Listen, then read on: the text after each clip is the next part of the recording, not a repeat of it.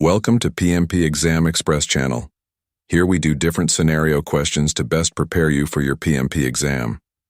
I am Mark, and I will be taking you through 10 scenario questions. I believe the questions will test your knowledge and help you prepare for your exam. Let's get into it. Question 1. During a hybrid project, Emily, the project manager, notices tension between two senior developers who keep undermining each other during sprint planning. What should she do first? 1 correct answer. A. Let the team self-organize and resolve it internally. B. Address the conflict in the next retrospective. C. Privately meet with each developer to understand their concerns. D. Escalate the issue to HR for disciplinary action.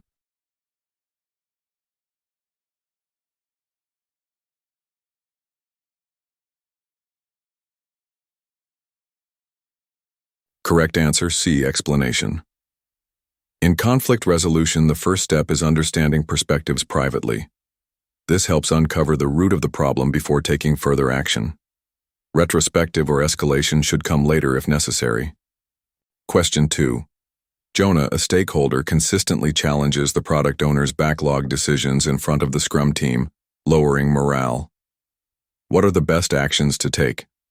2 correct answers. A. Facilitate a stakeholder engagement workshop. B. Ask the Scrum Master to coach Jonah. C. Restrict Jonah's access to sprint planning. D. Clarify roles and responsibilities in a meeting.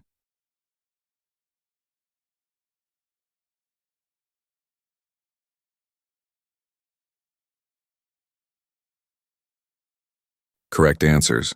A. D. Explanation. Misalignment often stems from a lack of understanding of roles. Educating stakeholders and clarifying expectations help improve collaboration. Question 3. Maria, the business analyst, refuses to collaborate with the team unless her feature is prioritized. What should the Scrum Master and product owner do? A. Remove Maria from the team. B.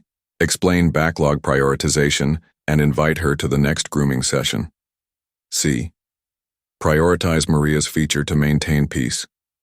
D. Escalate the matter to senior management.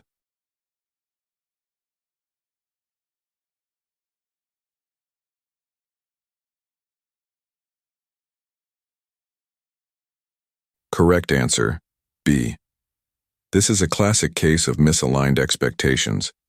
Instead of punishing or appeasing Maria, invite her into the process.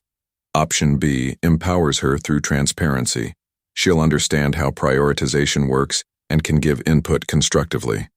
Kicking her off the team, A, is drastic, and giving in, C, would break Agile principles. Escalation, D, is a last resort. Education and collaboration are the smarter, people-centered move here. Question 4. During a waterfall project, the sponsor insists on scope changes without following the formal change request process. What should Amit, the project manager, do? A. Document and implement the change directly. B. Explain the change control process and seek formal approval. C. Ignore the request until it's submitted properly. D. Accept it to keep the sponsor happy.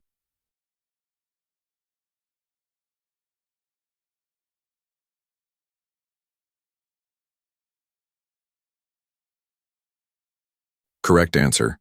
B. Even sponsors aren't above process. Amit needs to enforce governance while maintaining professionalism. Option B is the sweet spot. It educates the sponsor and preserves project control. Skipping the process, A or D, invites scope creep and risk. Ignoring the sponsor, C, isn't wise either. Engage but follow procedure. This is about respectful accountability. Question 5. A team member and the product owner frequently argue over requirement clarity. What should the Scrum Master do? 2 correct answers. A. Facilitate a backlog refinement session. B. Coach both on active listening and empathy. C. Remove the team member from future meetings. D. Ask the project manager to intervene.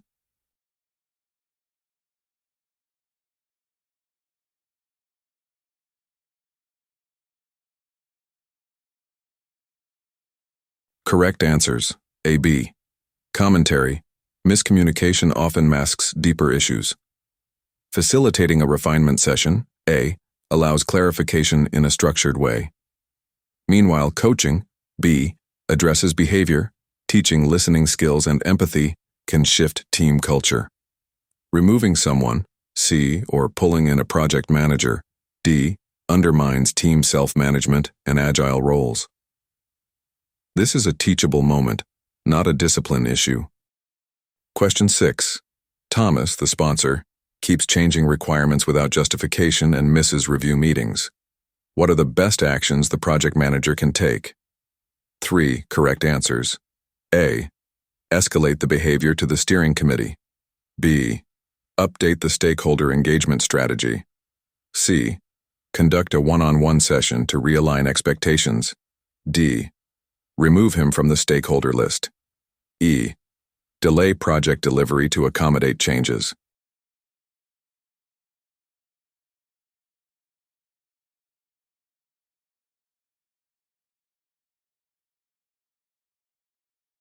Correct answers, A, B, C. Dealing with a high-impact but uncooperative sponsor is tricky. Start with a personal conversation, C, to realign. Then, update your strategy, B. The engagement plan should reflect current behavior. If things don't improve, escalation A is legitimate. Removing a sponsor, D, is rarely practical, and delays, E, reward bad behavior. This is about influence management, not avoidance. Question 7. A stakeholder keeps rejecting approved deliverables without valid reason, leading to rework. What should the project manager do? A. Document the rejections and proceed as planned. B. Involve the sponsor and define acceptance criteria. C. Ignore the stakeholder's feedback. D. Let the team decide how to handle feedback.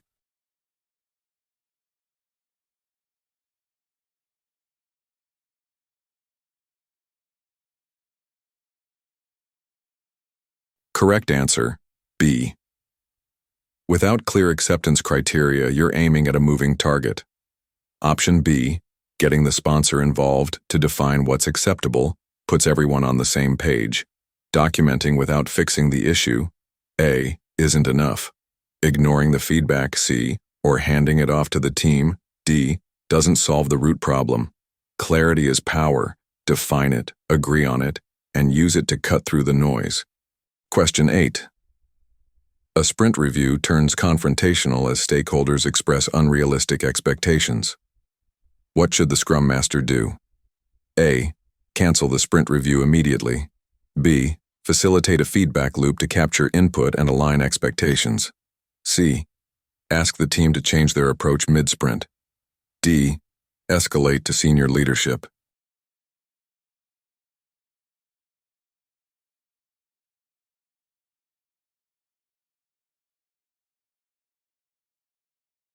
Correct answer, B. When expectations run wild, it's time to listen and guide. Option B creates a safe space for feedback without derailing the sprint. Canceling the review, A, or changing course mid-sprint. C, creates chaos. Escalation, D, might be needed after facilitation fails. But first, align the vision through conversation, not confrontation. Question 9. Kayla, the technical lead, publicly criticizes another team member during the daily stand-up. What should the Scrum Master do? 2 correct answers. A. Address it privately with Kayla after the stand-up. B. Cancel stand-ups until tensions cool off. C. Facilitate a team discussion on respectful communication. D. Escalate to HR immediately.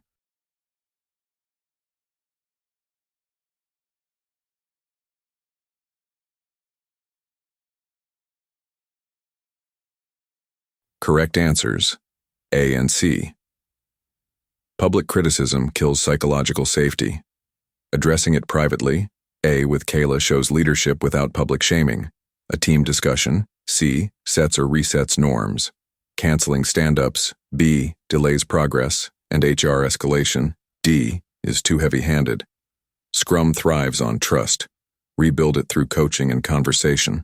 Question 10. Which of the following are appropriate responses when dealing with persistent stakeholder resistance? 3 correct answers. A. Educate them on project benefits. B. Ignore them if they have low power. C. Reassess their position in the engagement plan. D. Involve them in decision-making. E. No correct answer.